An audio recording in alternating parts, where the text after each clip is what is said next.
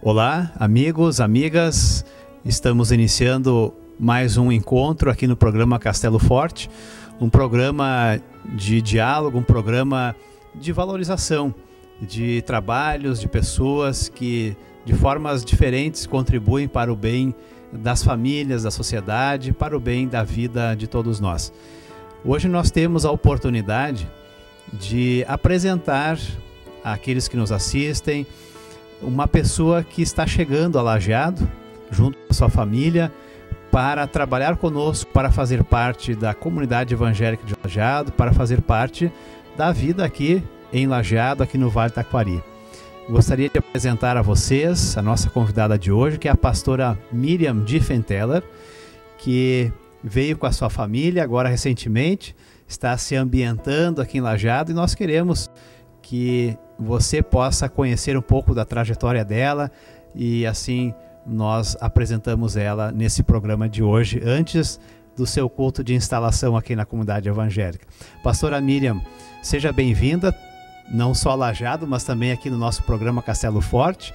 Agradecemos a sua presença e nos alegra muito podermos conversar um pouco sobre a sua trajetória como pastora, como também mãe, mulher. Muito obrigado pela sua presença aqui. Tudo bem com você? Tudo bem, uma alegria estar com vocês. Também, pastor Eric, poder ser conhecida e também se deixar conhecer pelas pessoas é um processo muito interessante na nossa vida, não somente como pastor, pastora, mas creio que para cada um de nós isso é muito importante, ser conhecido, deixar-se conhecer. E eu agradeço por esse espaço aqui, em que eu posso hoje falar um pouquinho de mim, da minha trajetória, também da minha família, poder compartilhar com vocês aspectos importantes da minha vida, para que a gente possa, então, assim, quem sabe nos próximos anos estarmos lado a lado. Muito interessante, quer dizer, você já faz um comentário que chama atenção. Deixar-se ser conhecido, conhecida, né? Quer dizer, você está chegando aqui em Lajeado e deseja se integrar, conhecer as pessoas e ser conhecida. Pastora Miriam, conte para nós um pouquinho de onde você vem, onde você nasceu, onde você se preparou teologicamente, um pouquinho da sua trajetória até chegar aqui. Certo. Bom, eu nasci numa cidade no interior do estado chamada Carazinho. E depois eu vivi parte da minha infância, adolescência, numa cidade muito conhecida chamada Não Me Toque. Então todas as pessoas, quando ouvem o nome da minha cidade, elas ficam assim um pouco pensando assim, nossa, mas que nome de cidade. Mas enfim, eu vivi lá grande parte da minha vida. E com os meus 18 anos, eu vim a São Leopoldo, onde eu estudei 6 anos teologia, numa das instituições da nossa igreja, chamada Faculdades Este. Então passei 6 anos nas Faculdades Este, estudando teologia, me preparando para o ministério pastoral. E depois eu fui então enviada para uma comunidade, a gente pode dizer assim, uma comunidade dentro de uma grande cidade, numa região metropolitana, em Hamburgo Velho. Lá eu tive a oportunidade de passar mais de 7 anos. E depois desta comunidade eu fui para uma outra, também na região metropolitana, Esteio. Eu creio que todos vocês já devem ter ouvido falar de Esteio por ser a cidade da Expo Inter. Uma cidade muito conhecida no Brasil por causa da Feira Internacional de Agronegócios e também de outros interesses. E então de Esteio eu estou agora aqui em Lajeado, nesse processo de adaptação à cidade, de adaptação à comunidade. E poder estar aqui para nós como família tem sido algo muito bom. Estamos nos sentindo bem acolhidos aqui. Isso é importante para nós que somos filhos de Deus, um poder cuidar do outro. E assim, então, nós temos como família essa missão de estar aqui ao lado de vocês, ao lado também da comunidade e servindo a Deus. Nós temos 2 filhos, eu sou casada, tenho um filho de 8 anos e um de 2. E também como família nós imaginamos que a nossa vida, ela não pode estar desconectada de uma comunidade. Então, com certeza vocês verão nossos filhos aqui participando dos cultos, das atividades, porque assim também eles entendem a vida, que a fé, ela é alimentada nessa relação, ao ouvir a palavra de Deus. Muito bem, pastora Miriam, você tem já experiências em cidades, Novo Hamburgo, Esteio, em cidades um pouco maiores. Eu gostaria de fazer essa pergunta já logo agora. Como é que você tem visto e experimentado como pastora o trabalho com comunidades nas cidades? Hoje a gente vive essa questão urbana, e aqui em Lajeado também é uma cidade que tem as suas características urbanas. Como é que você tem visto o ser comunidade cristã nas cidades, no meio urbano? Eu creio que às vezes nós enxergamos a cidade com certo preconceito. A gente pensa assim, que todas as pessoas que moram na cidade são individualistas, não têm abertura para a religiosidade, para a vivência da fé.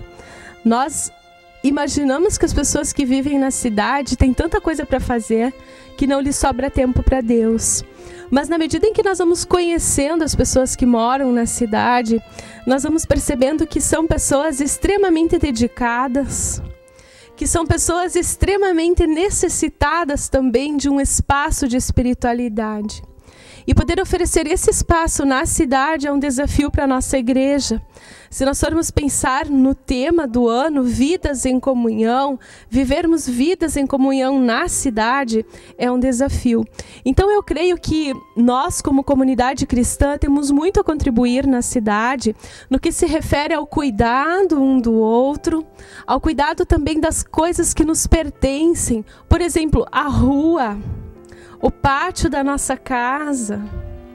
E hoje ser igreja na cidade é um grande desafio, porque muitas pessoas não se encontram em casa nos horários em que nós imaginamos que elas estariam. Nossos avós, nossos pais viviam o tempo todo em casa. Hoje não é essa a realidade. Então ser igreja também para você que mora na cidade é um grande desafio. E eu creio que nós, hoje como igreja na cidade, trabalhamos muito com essa questão do preparo anterior. Nós precisamos agendar visitas, nós precisamos marcar com antecipação os encontros, e isso pode acontecer, e eu creio que nós podemos ser igreja na cidade hoje de uma forma muito bonita e caminhar ao lado das pessoas com essa proposta de fé que nós temos, de liberdade cativa no amor. E eu creio que também o nosso ouvinte hoje, ele deve estar se perguntando como eu, na cidade, posso contribuir para que todas as pessoas possam viver a novidade da Páscoa, que nós vamos celebrar no domingo, por exemplo. Então é assim, cuidando da sua casa, do seu pátio, da rua, participando da sua comunidade, servindo ali com os seus dons. Só porque você mora na cidade não significa que você não tenha nada a contribuir. Tem muito a contribuir para os seus irmãos, também para Deus. É interessante, quer dizer, a vida na cidade tem muitos atrativos e oportunidades também, né? Pastora Miriam, o ser mulher no ministério, na igreja, como é que você se sente, tem visto hoje na ISLB, na nossa igreja, as comunidades conhecem e trabalham, temos muitas mulheres ministras, obreiras na igreja. Você tem encontrado em algum momento alguma dificuldade? Hoje o campo, digamos assim, para as mulheres também dentro da igreja é totalmente normal. Como é que você tem experimentado, vivido ser pastora mulher? Tenho experimentado muitas alegrias. Eu posso dizer para vocês mais alegrias do que dificuldades. A nossa igreja é pioneira na ordenação de mulheres ao ministério pastoral. E eu creio que essa posição da nossa igreja se deve muito ao fato do exemplo de Cristo. Porque Cristo, ele não aceitou somente as mulheres que eram excluídas no seu tempo, mas ele aceitou as crianças, os pobres, as viúvas, enfim, todas as pessoas que não tinham espaço. Então eu creio que a nossa igreja, ela tem um grande testemunho a dar para o mundo, para a cidade principalmente, no sentido de que a nossa igreja ordena mulheres ao ministério pastoral. Com certeza eu também já passei por dificuldades, por situações em que tinha famílias que não queriam, por exemplo, que uma pastora celebrasse o sepultamento do seu querido, ou também já passei por situações em que pessoas que vêm de uma outra tradição cristã, onde não são ordenadas mulheres, não desejassem que uma mulher celebrasse a bênção matrimonial de seus filhos, enfim. Mas eu creio que a abertura é bem maior do que o fechamento das pessoas. E é aquilo que nós estávamos conversando no início. Para que a gente possa ter uma relação, é preciso se deixar conhecer e ser conhecido. Então eu experimentei isso, pastor Eric, na minha atuação ministerial, de que na medida em que as pessoas foram me conhecendo, elas já não se perguntavam mais se era homem, se era mulher.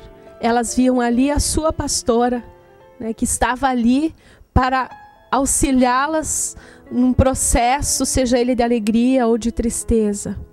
Então, o que eu experimentei, como eu disse antes, foram mais alegrias do que decepções, né?